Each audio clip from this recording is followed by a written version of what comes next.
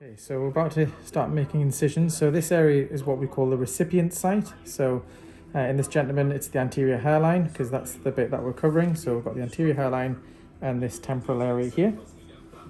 We've drawn the hairline, so this is what we're going to be sticking to. We normally start from the anterior hairline, make incisions, and then we work back up in towards the pre-existing hair, but not actually into the pre-existing hair.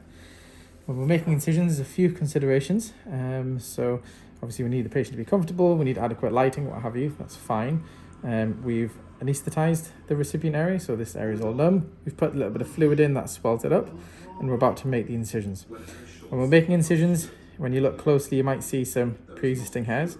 We don't want to make incisions into these areas because we don't want to damage what there already is. So these areas we will avoid.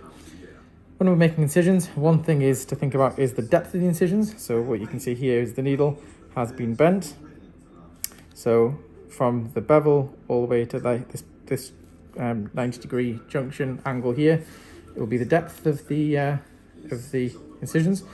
The reason it's that length, it's because that's pretty much the length of the graft. So we've made that and tailored that accordingly. When we're making incisions, we want to try and make incisions as close as possible. Okay, so that's to achieve the correct density.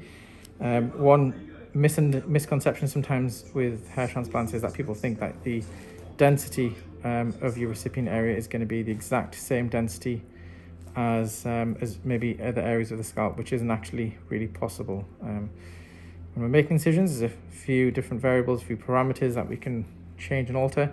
One is the angle, so angulation. So that means, do we make the incisions like that? Do we make the incisions like that? So most people would say somewhere between 30 to 45 degrees. We don't want to make them at 90 degrees because we don't want the hairs exiting directly upwards.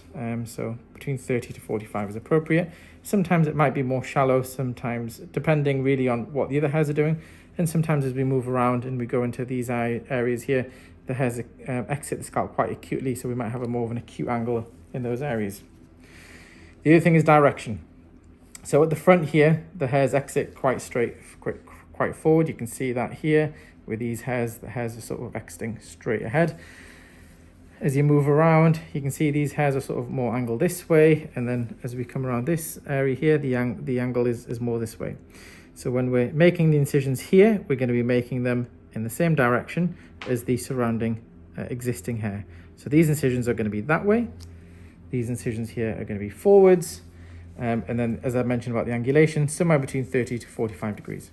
So there's the depth, there's the angulation, there's the direction, and as we mentioned, the density, which is to try and get these incisions pretty close. So we achieve that because we're wearing surgical loops, which provide us with good magnification, and that means we can get these incisions pretty close. So there's a few incisions there. So we're on the hairline, it's going forward, it's angulated accordingly and similar to the surrounding hairs.